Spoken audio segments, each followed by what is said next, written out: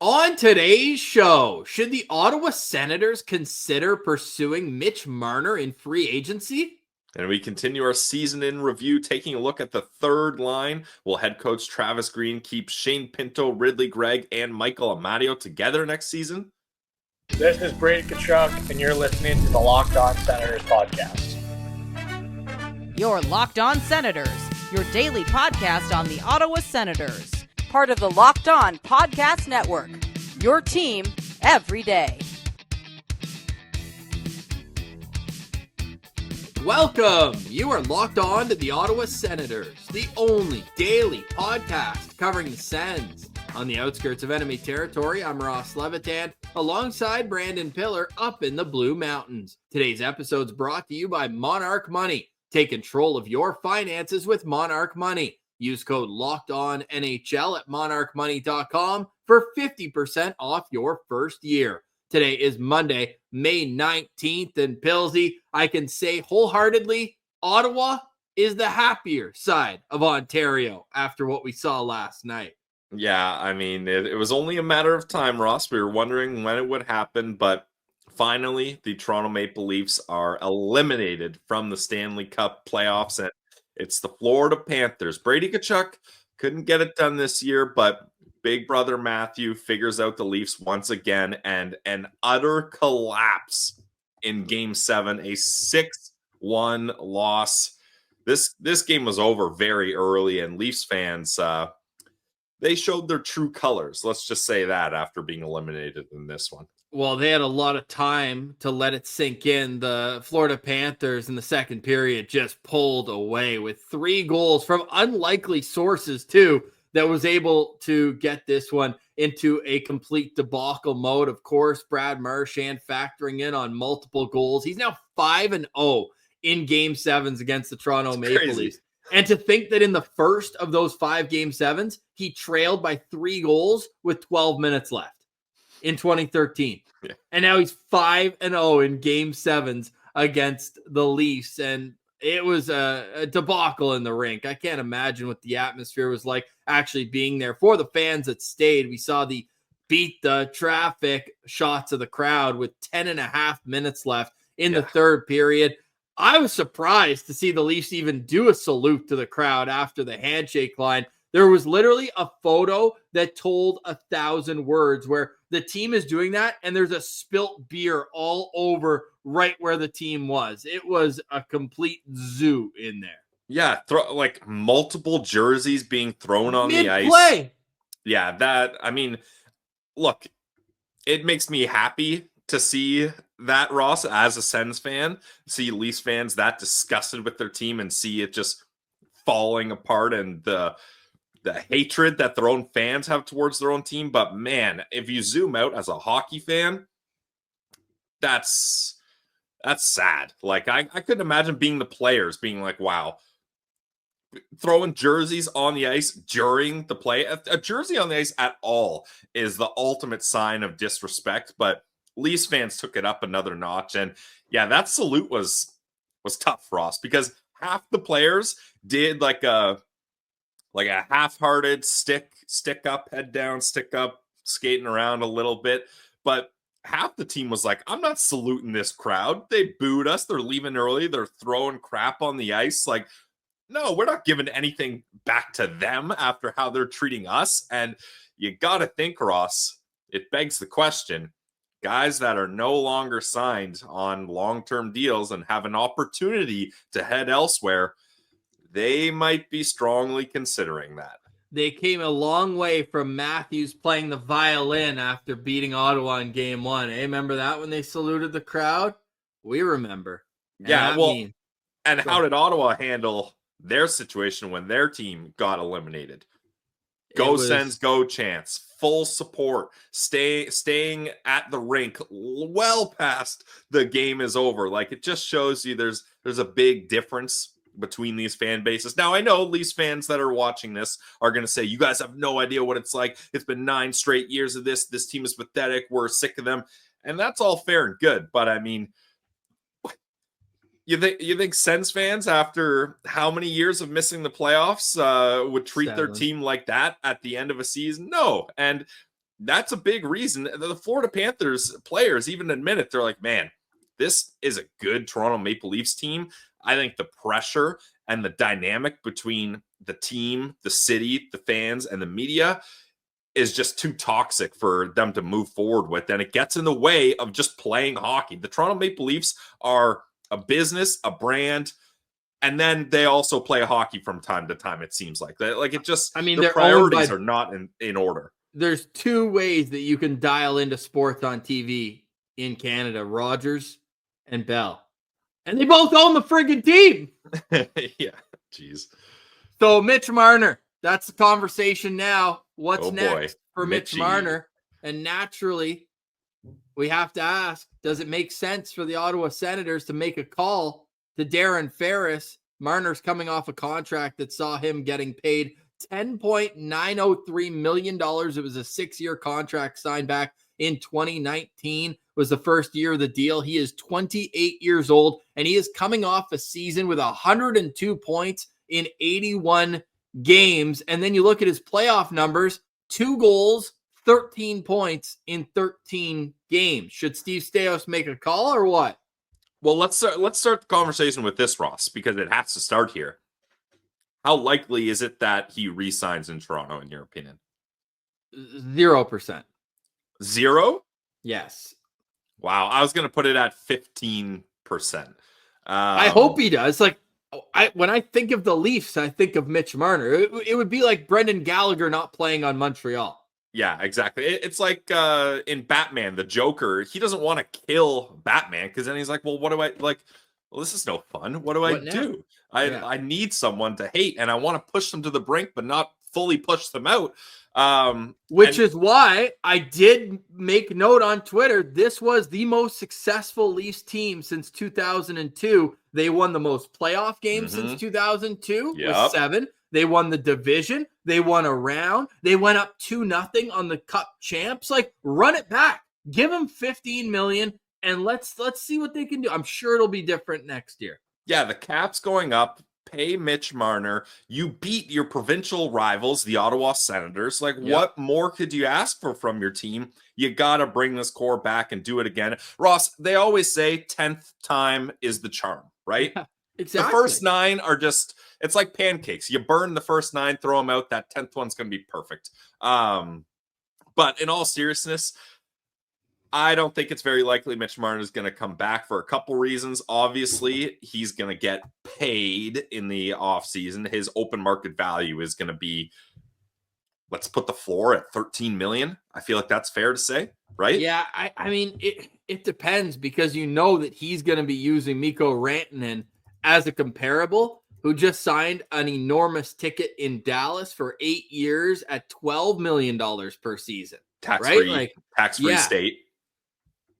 But how in any world does Mikko Rantanen, Stanley Cup champion, leading the NHL in points in the playoffs? How does Mitch Marner ask for more money than Mikko Rantanen? I mean, when you've strung along how many 100-point... Well, actually, only one, I guess. What? Man, I thought Mitch Marner had a couple more. But I mean, Rantanen's got 2. You're at 9, man. Getting 99 points is so tough. That is tough. What a loser! Not getting 100, stuck at 99. Tough. Like Rantanen had 55 goals in 1 year. Yeah.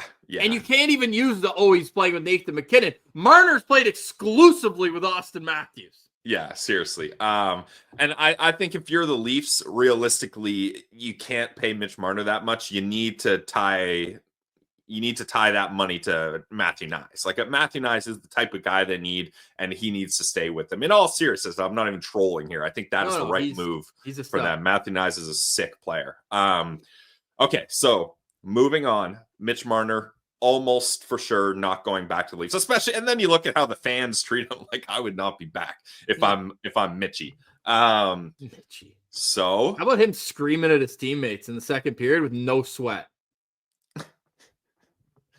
Yeah. Wake up. If I was Berube, I'd pull a pocket mirror out. That is an all-time meme now. Oh yeah.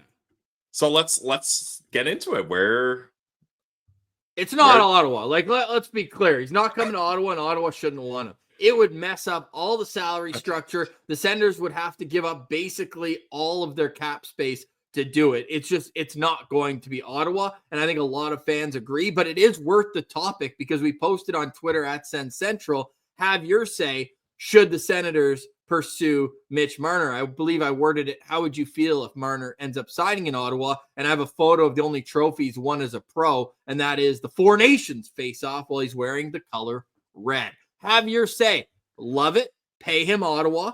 Too expensive, but maybe. Is it the right fit, though? And hell no. 40% for hell no. 33% say maybe, but probably too expensive. 15% is saying it's probably not the right fit. And 10% are like, just pay him whatever. Let's get Mitch Marner to Ottawa. One, to quote Pierre Maguire, when the Habs got Carey Price, this is not a fit. Like, the Sens need finishers. This guy had 2 goals in 13 playoff games. He's a great playmaker, whether it's for his own team or the other. The Panthers might tell you it's the other way around. That nice little spinorama pass that really put the series on ice there, it felt like, earlier on. But all jokes aside, like, he's a great player. There's no question. There's a reason you get 100 points in the National Hockey League. This season for Marner would have been 3rd all-time in Sens history for most points in a season. Yeah. He puts up points, but it's not a fit, not at the cost, and I just don't really want him on Ottawa. Ross, I am an emphatic hell no to Mitch Marner coming to All Ottawa. Caps. Mitch Marner is in my top 3 of most hated players in the NHL for me. I despise watching him play hockey. I would be sick to my stomach if he put on a Sens jersey. You cannot pay that guy that much money. I don't want to see him in Ottawa. I want to see him either on a rival team so I can keep hating him, or I want to see him as far away as possible. I don't want anything to do with Mitch Marner. The Sens fans that think he's a good fit, it's wild. Where would he play? You cannot play him with Tim Stützle. It would just be like a game of Pong, just boop, boop, boop, boop, them passing it back and forth, back and forth, back and forth, back and forth. I want nothing to do with Mitch Marner. Yeah, so who should have something to do with Mitch Marner? Where do you see him fitting in? The best fits for me, you got to have 3 things, in my opinion. First, lots of cap space. He's getting $13 million, I think. He is by far the most paid free agent to come. Easily. Yeah, he will sign the biggest free agent deal in NHL history this offseason. Second, a rebuilding team with young star centerman. Third, lower pressure than Toronto, which is almost every team. But like Montreal for me, I think is a no. Like New York Rangers is a no. Like those kind of, like Vancouver, those high pressure markets, I would say doesn't make sense for him. So there's a couple good options in my opinion. I'll start with my top option, Ross. I think him going to Chicago would make a lot of sense because him playing with Bedard needs to be appeased in Chicago. I think it's clear he's frustrated with how things are going. They got to find guys to play with them. They tried doing that this offseason. They didn't really do that. They've got the cap space to sign him. If Mitch Marner goes there, he knows he doesn't have to be the guy. There's no pressure to make the playoffs for a while here. Wherever he goes, he has to be the guy for the amount of money that he's making.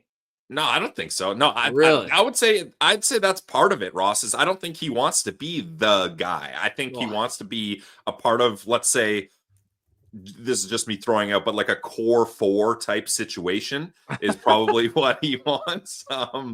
But I think Chicago makes a lot of sense, and they have a really stacked prospect pool of some elite guys that are going to enter this team pretty soon. Some of them are already kind of dipping their toes in the NHL. So Chicago, for me, I think is a great spot for him. If he makes $13 million, he will have the 3rd highest cap hit in the National Hockey League, though. Like, you have to be the guy if you're making that much money. But it's funny that you say that. On the other side, I'll tell you what team I want Mitch Marner to play for, and it's a bit comparable to yours. That's next. And then we'll get to our season in reviews for Shane Pinto, Ridly Greig, and Michael Amadio. You're listening to Locked On Senators, your team every day.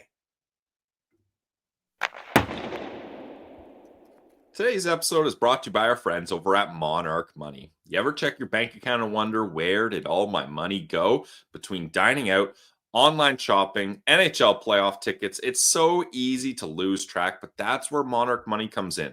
Your personal CFO, giving you full visibility and control over your finances. I actually got Monarch Money recently, and it has saved me over and over again. The cash flow option, you can see what's coming in, what's going out, and it breaks it down in each category. It's been a huge help for me.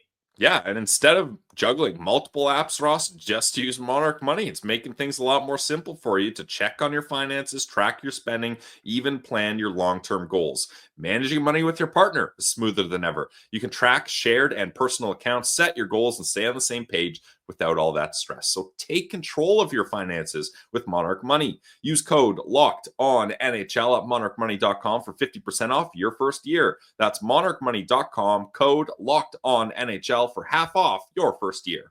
Today's episode is also brought to you by the Glebe Central Pub. It's our pub in the heart of the Glebe, and the Stanley Cup Playoffs are in full swing. No more Leaf fans bothering you if you're looking for a place that lives and breathes hockey. Glebe Central Pub is the spot. It's right in the heart of the Glebe, just steps from Lansdowne. Perfect place to catch every game every night. Great food and drinks, even better company, and it's walking distance from Lansdowne, which means PWHL Ottawa is in the Walter Cup final, so you can go there on the way to the game, on the way back. There's always something going on at the GCP. You can start your week with wing night every Monday, all day and all night. Trivia night goes Tuesday, so bring your crew, put your knowledge to the test. Wednesday, they got open mic night. Thursday is all about cheap tacos. And of course, Saturday nights feature live music with no cover ever. We're counting down the days to CFL Season 2. GCP will be the place to be when the Red Blacks kick things off. Whether it's playoff hockey, live music, or just a night out with friends, make Glebe Central Pub your home base because, as you know,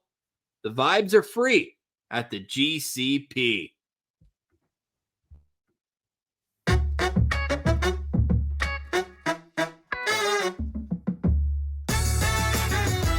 All right, Bildy. So we will get to those season in reviews, but Mitch Marner, where the heck is this guy going to end up with his next contract? Pilsy's got the Chicago Blackhawks. I'm going to go with another low-pressure market and one with an up-and-coming superstar. We got to see this guy up close and personal this year. Macklin Celebrini is the real deal, and he, to me, is going to be a 30-30 or a 40-40 guy in terms of goals and assists, and who better than a playmaking winger to get him even more confidence in the offensive zone. I got the San Jose Sharks as a great place for Mitch Marner. They have a casual $44 million in cap space right now, so they can throw the bag at him.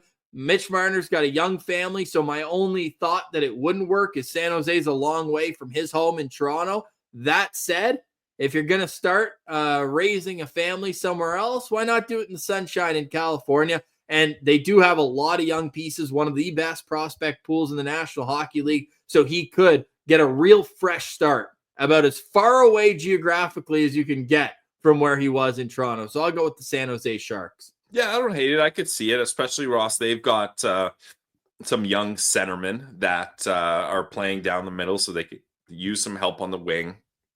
I don't know why it just that doesn't fit for me. I can't see Mitch Marner in a San Jose jersey, but it makes sense. Yeah, no, I think it makes a ton of sense, and we'll see what transpires here. Projected cap space, the San Jose Sharks have the most. You know who's second?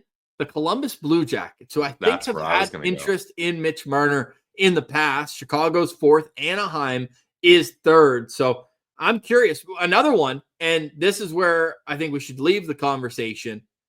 The Carolina Hurricanes tried to acquire him at the deadline. He would not waive his no trade at the time, but if he wants to go to a team that is always competitive and has never had that one star, but has a team that has been able to get it done, unlike the team that he's coming from, I think if he's looking to win, if that's what he wants, Carolina could be a good spot for him. But the interesting thing about Carolina, Ross, is the fact that Mikko Rantanen went there and it wasn't a fit because the style of play that he wants to play didn't work. Marner's elite defensively. but it's a structured game. And the way Marner plays, I don't know if he can fit into that type of structure that the Carolina Hurricanes and Brind'Amour demand from their players. I think he needs a little bit more of a leash, and I don't know if that would be a fit. I think Columbus is interesting. I know he's kind of nixed things in the past with Columbus and hasn't been that interested, but with how their prospect pool is looking and some of those star players are already popping off, like imagine him and Fantilli on a line. Whew.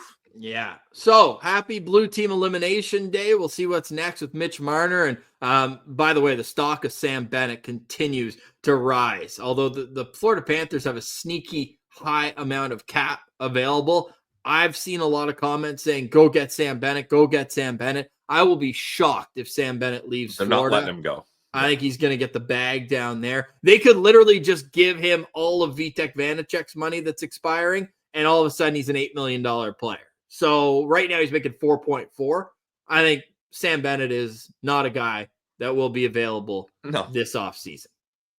No. Aaron Ekblad is an interesting one.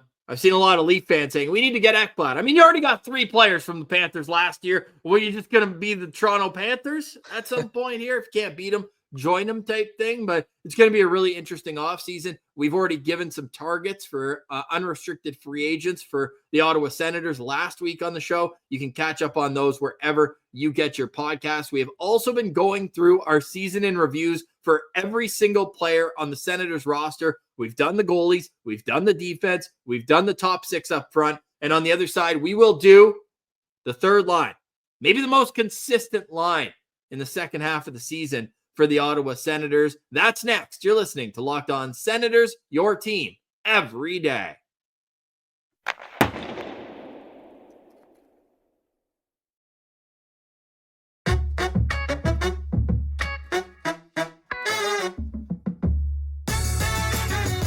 All right, Pilsy, it is season in review time. However, we have done our draft prep. We're not done it, but we're in the midst of it. And we are beginning our countdown, the top 50 NHL draft prospects starting on Thursday. And the ranges are a lot more reasonable than they were in the last 2 drafts. So I think that we're going to have a pretty good idea of what's available to the Sens around 21st overall.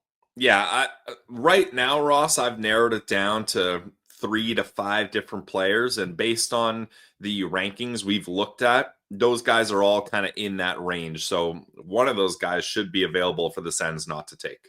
And we're going to split things up a little bit more, let's say, evenly this year. Last year, there were days where we did 4 profiles in one day. We were cramming for the exam as we were boots on the ground in Vegas. Yep. This year, we've got 2 profiles every single day. It'll be the last segment of every show. We will still have Ottawa Senators content for you each and every day, but it will be 2 draft profiles every day, starting this Thursday and leading all the way up to the National Hockey League draft, which goes June 27th from Los Angeles. The Eastern Conference Finals between the Florida Panthers and Carolina Hurricanes begins tomorrow. And then on Wednesday, it will be the Dallas Stars taking on the Edmonton Oilers in the Western Conference Final. Pilsy, you got picks for those series?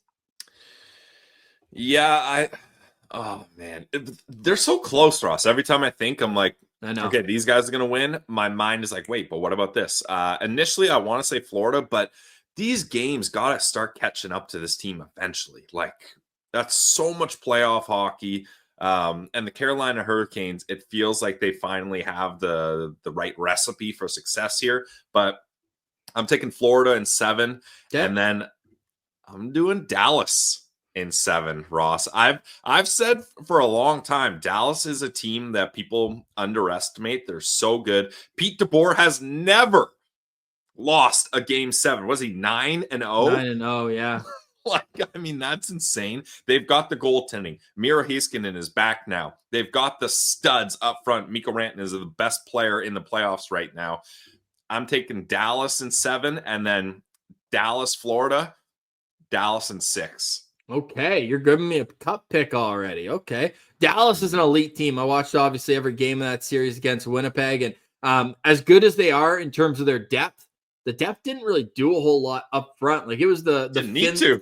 It was the Finnish Mafia show. Hat-trick from Rantanen, hat-trick from Granlund. But why they're so elite is Jake Ottinger. They don't win game 6 against Winnipeg, and probably game 5 either. Or sorry, game 4. Game 5, they got shut out in Winnipeg. But game 4 and game 6, Jake Ottinger was the best Dallas Star on the ice. I'm including Rantanen in this. He was unbelievable. So I love Dallas, but I'm not going against McDavid. They beat him last year in the conference finals. They got an opportunity to do it again. So I'm going to go Edmonton in 6, and I'm going Carolina in 7 over the Florida Panthers. Carolina, the biggest underdog in the 2 series at plus 104. That's how tight things are in this conference final. Let us know in the comments, how interested are you in the conference final? Might not be the sexiest team names, especially in the East, although Florida looking to repeat the Stanley Cup champs. And then Carolina, they play that suffocating brand of hockey. Out West, I think the Western second round was much better than the East,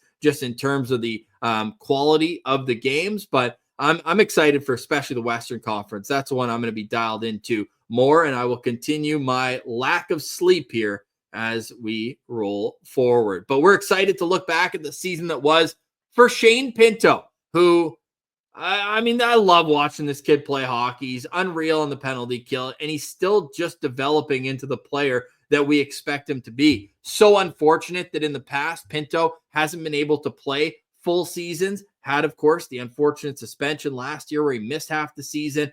The year before, he played all 82.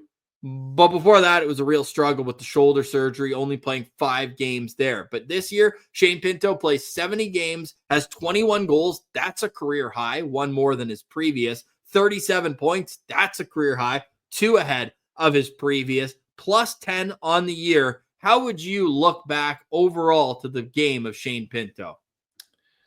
I think solid, Ross. Like, he was still able to produce offensively while becoming a third-line shutdown center. Like, I think when Shane Pinto was drafted and as we watched him kind of develop, Ross, I don't think, and you can correct me if you thought differently, but my instinct was never like, this guy is going to be a shutdown center. Like, I knew he was going to have a good two-way game, but it's almost like, I would almost say he's kind of leaning more towards the defensive side of his game as a two-way rather than the offense. And he was still able to put up 21 goals, 37 points. He's a plus 10 player this year and playing almost exclusively third-line minutes for the first time in his career. So a nice season for Pinner. I'm glad you brought that up because that to me is so important. The slotting of where Shane Pinto is going to be. I heard an interview recently with Travis Green saying that Pinto was banging the drum, trying to get them to put him on the power play. And Travis Green's reasoning for keeping Shane Pinto off of the power play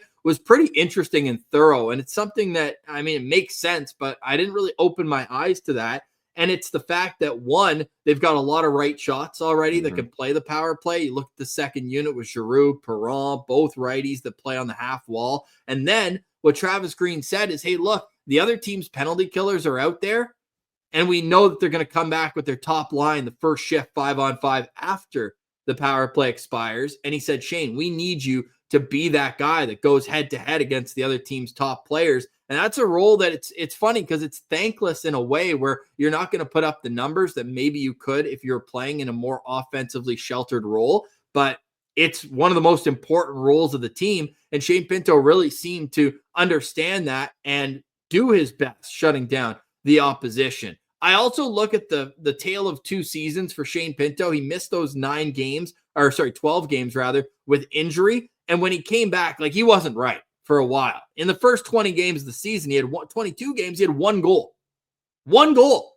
And we were saying, man, like, he's got to get going. And even like the 5-1 game against Anaheim, he goes scoreless. And then after that, in the final 50 games, Shane Pinto had 20 goals, 34 points, plus 19 in the final 50 games. Like, this guy was deep in the minuses at the start of the season, and he climbed his way out and was a huge factor for the Senators to get where they got. 3 shorthanded goals this year, 4 game-winning goals in the final 50 games. Like, he embodies depth on a team. And it was so nice to see him slotted properly as that third-line center. I think the sky's the limit for him. He's got 1 year left on his contract at $3.75. And if I'm Steve Staios, I'm calling him July 1st and saying, look, you kind of got screwed a little bit based on your unavailability for multiple years on your entry-level deal. He didn't.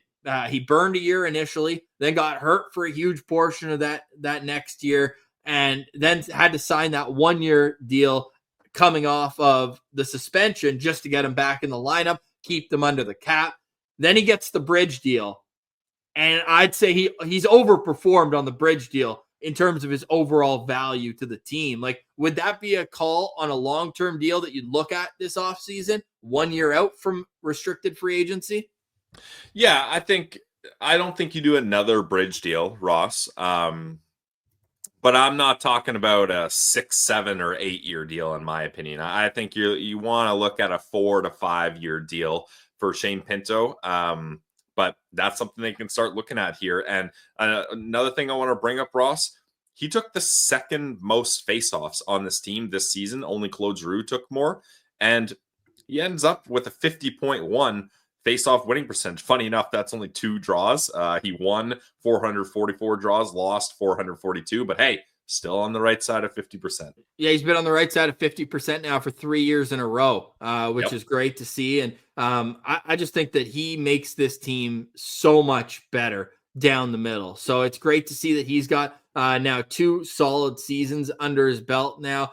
You could even say 3, even though it was only 41 games. He still played well last year for the Ottawa Senators. He's got 210 games already of NHL experience. My expectations next year is another 20-goal season. Let's get to that 40-point plateau. He's just 3 away this year, and obviously with 12 games left, he averaged more than what would be a 40-point pace. But I would like to see him on the power play. I understand what Travis Green is saying there, but that shot is an asset that can be used on a power play from that middle ice where Giroux can open up some space for him and find him. I think he should be on the second unit, but great season overall for Shane Pinto. He'd be like a B+ player for me, maybe even an A-. The only thing that would put him to a B+ is the start of the season was not great, but the way he bounced back and stayed consistent from December on was really commendable, and I think will continue into next year. Yeah, B+, I think, is the right spot for him.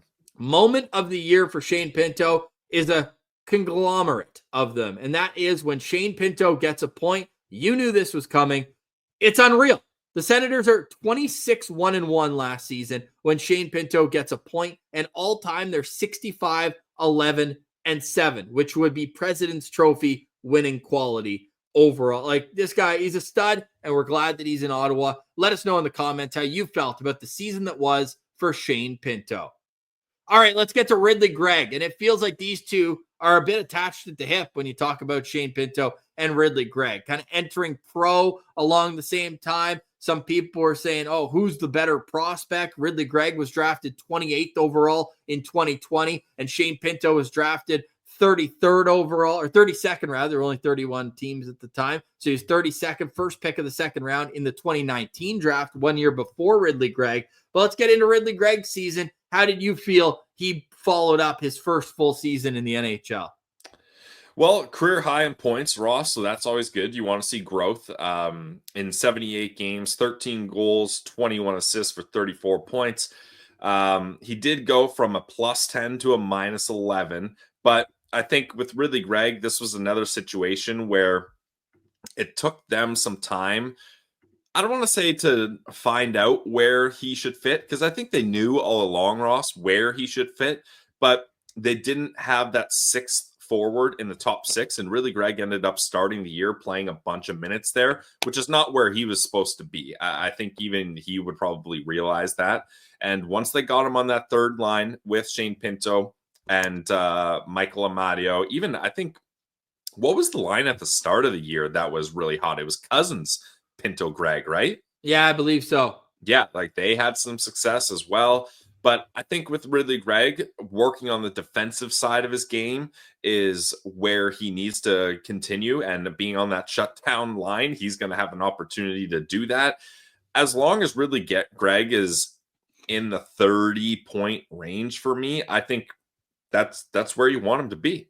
Yeah, I think that 30 to 40-point range. Like, I want him to be eventually a 40-point guy for sure. You sign a contract 4 more years $3.25 million. He's coming off his entry-level contract. So this extension that was signed mid-season is only about to kick in. And look, what he does away from the puck is great too. Like, he's a pest. You need guys like that who will get under the skin, give you a little smirk when he does something silly. He's obviously got to watch it because he has taken a few bad penalties. Think of the one on Mitch Marner in the playoffs there. Yeah. Senators lucky enough to get a shorthanded goal there, but with 1-goal game in an elimination game in the third period at the time, that wasn't a smart play. So he's a guy who's still looking to figure out where that line is. Obviously, he's come back from his first preseason game where he scored a goal and got kicked out and suspended before he'd ever played a regular season game for elbowing Pierre-Luc Dubois back in. We were at that game, Pilsy, and that he didn't just score a goal.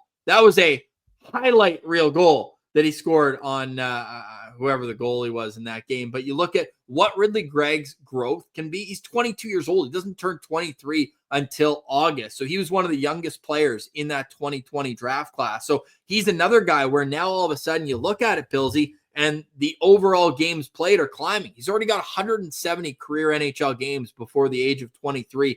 That's going to help him. He's putting on weight. Wasn't he like 155, 160 when he got drafted? He's now a sturdy 188. I really like the sound of Pinto and Greig together on the third line again. We'll talk about Amadio and see if that still makes sense there. But Shane Pinto, Ridly Greig, to me, two peas in a pod. They're great on the penalty kill together. And Ridly Greig's a guy who's gotten some opportunity on the power play as well, and a guy that I see as a big part of the future for the Senators. Yeah, I like the idea of pairing guys, Ross, because the way the pairs work in this team shapes this roster really nicely. First line, Timmy, Brady paired together. Those are your top two elite forwards. Second line, Cousins, Batherson. Great top six guys to be together. Third line, Ridly Greig, Shane Pinto. Like, it just works so nicely if you can keep those pairs slotted together throughout the lineup. And I think Ridly Greig getting this extension done is great for him, and it's great for the Ottawa Senators. Like, I wouldn't say, Ross, that this was a steal for either side. This is as fair a contract as I think you can get, really. Yeah, I think so too, and I also think that you're in a place right now with Ridly Greig where he's versatile, and that's something that really does have an impact on his value. Is he did play some top six, he did play on the fourth line to start the season as well, and wherever you put him, you know you're going to get 100% effort. My goals for him next season, though, is to hit that 40-point plateau, get more than 15 goals. He had 13 now in back-to-back years, and let's get him back as a plus player, which brings us to the line of him with Pinto and Amadio. They were even at 5-on-5, 10 goals for, 10 goals against in over 200 minutes. And you have to take into account they're playing against the other team's best players for all of it. You look at Ridly Greig without Shane Pinto and Michael Amadio, 13 goals for and 25 against in 450 minutes. So defensively, he was at his best alongside Pinto and Amadio. So Ridly Greig coming in here in our season in review. Just one last thing on Greig to touch on the faceoffs. Ridly Greig was fourth on the team in total draws, and he finished at 54.7% success rate. So, like, and he took 380 draws. So, or sorry, not he's fourth. In face-off wins, not draws taken. My bad. But yeah, in face-off wins, he got more than Timmy, and 54.7. That's a good percentage for a young player to get. Let us know in the comments how you feel about the season that was and what your expectations are for Ridly Greig. Now it's time for Michael Amadio, the wily vet Stanley Cup champ on the third line for the Ottawa Senators this past season. It feels like we've said this a lot in our season in reviews, but it was a slow start for Michael Amadio coming over to Ottawa. It took him a little while to adjust. He went, I want to say 15 or 20 games without a goal at an early part of the season, enough so that we had Dean Brown on, voiced the Ottawa Senators on TSN 1200, and he's like, hey, boys, like, I know it's been tough sledding for Michael Amadio recently, but this guy's going to figure it out. And then he scored in back-to-back games. He had no goals in his first 13 games with the Senators, only 2 assists, and then scored back-to-back games there, went cold again. But as the season went on, he got more and more effective. And there was even a point in the end of the year where he was leading the team in goals for a little while there. He had a stretch of from the 6-0 win over the Minnesota Wild at the start of February all up until the dad's trip win 4-3 in Detroit, where it felt like every other night Michael Amadio was putting the puck in the back of the net while being really, really solid defensively. Yeah, it did take him a while to adjust, but I think you got to give players that adjusting period where you give them some grace. Same thing happened to David Prawn. Sometimes a big change takes a while to find your spot in not only your role on the team as a player, but your role on the team as a person. Even off the ice, it can be kind of tough to figure out where you are. And in 72 games this year, 11 goals, 16 assists, 27 points. Ross, Michael Amadio is consistent. In his last 3 seasons, he has finished with exactly 27 points each year. So, Ross, I'm going to go ahead and say it. Let's pencil in 27 points for Michael Amadio next year as well. If he also ties for the team lead amongst forwards in plus minus, only 9 minor penalties this season for Michael Amadio, I think at his cap hit, he's a valuable player. But to me, he's a guy that maybe you put on the 4th line to start. I know that's an expensive 4th liner, but he's going to get his minutes on the penalty kill. I hope next season. It felt like he wasn't on it as much down the stretch for Ottawa, but he's a guy that can play that role, and he can score those big goals, and it feels like his game is tailored similarly to David Perron in the sense that it's puck protection and extending offensive zone time. Great stick defensively as well. I'm excited to see what Michael Amadio brings in a second full season with the Ottawa Senators. But yeah, my expectations are to just be a solid role player on the Sens. Doesn't have to do too much. We're not relying on him to score 20 or more goals. Like, just do your thing, play well defensively, and I think the Sens will be in a good spot with Michael Amadio. Ross, my goals for Michael Amadio next year is to be the top penalty killing forward. If we talk about him possibly sliding down to the 4th line, which I think inevitably has to happen just because Giroux and or Perron needs to be bumped down from being in the top 6, then how are you going to get Michael Amadio the minutes? Get him on the penalty kill. He finished 12th in time on ice, shorthanded, with 31-46. He's got to be getting more time. Like, the guys ahead of him are Noah Gregor, Matthew Highmore, Travis Hamonic, Josh Norris. Like, easy to flip Highmore's spot on the PK and give those minutes to Amadio. But Ross, I don't just want him on the penalty kill. I want him to be the guy for the penalty second kill. line. I like the Pinto Greig as a first pair, and then Giroux Amadio if Giroux's back. Nope, I want Amadio playing the most time shorthanded because you're cutting so many minutes away from him. If you bump him off that 3rd line, give him a role, give him a challenge. All right, you're 29, you've got playoff experience, you've got a cup. Your role and what we need from you is to lead the penalty kill. I want Amadio being the top forward. Okay, let's find out next season what Michael Amadio will bring in the second year of the 3-year contract he signed last summer, making $2.6 million. Let us know your thoughts on Michael Amadio's season in review. All right, Pills, any final thoughts on today's show? Final thoughts for me, Ross. A little bit of, obviously joy watching the Leafs get eliminated, but some sadness and a void. No NHL playoff games tonight. Isn't that first? Like, when we've had hockey every single night for so long, and so we even had the pleasure, the honor of being a part of the playoffs this year for Sens fans. No hockey tonight, so this is your day, Ross. I'm looking at you. Get the chores done around the house. Yep. Make sure you're set up. Make sure you get your partner a nice dinner. Really put in the time, because sure, it's just 2 series left, but they're going to go alternating nights now. You want to have that time available. So no hockey tonight. Make sure you're doing everything you need to do outside of the hockey world. Yeah, because even the last night, there was no hockey between the first and second round. We were all sitting around watching pinballs, and the Islanders won the draft lottery. So now it is There's no games that night too? Yeah, it was. They had one night in between. Oh, weird. Damn. But the draft lottery. Yeah. Woo. Sneaky Mitch Marner spot. What about Utah? Yeah, I mean, that's an owner that's looking to make a big splash. So there you go. More. I want to see in the comments where you think Mitch Marner's going and where you want to see Mitch Marner go. Buffalo. He's not going to Buffalo. Buffalo. If he thinks being a player for the Toronto Maple Leafs brought torment, pain, and toxic environment, I don't think he's going to go somewhere where they haven't made the playoffs in 14 years. Sabres fans think that because Marner's a Buffalo Bills fan, he's going to go there. I mean, every single person, not me, in Ontario is a Buffalo Bills fan. Go Bengals. All right. Thank you so much for watching. Again, we're here 5 days a week, all the way through free agency, the NHL draft, which we love so dearly. And we've already done Sens budgeting this offseason. So if you're curious on the RFAs they've got, where we think they're going to slot in, we've got episodes on all that. They don't age out the way they do during the season, so you can catch up all the way on Locked On Senators, everywhere you get podcasts, including on YouTube. If you enjoyed the show, please click the thumbs up below on YouTube. Leave a comment, 5-star reviews on Apple, Spotify. They all go a long way to helping us grow the show. For today, we say goodbye. For Brandon Piller, I'm Ross Levitan. Thank you for liking, watching, listening, and engaging with the show. This has been another edition of the Locked On Senators podcast, your team every day.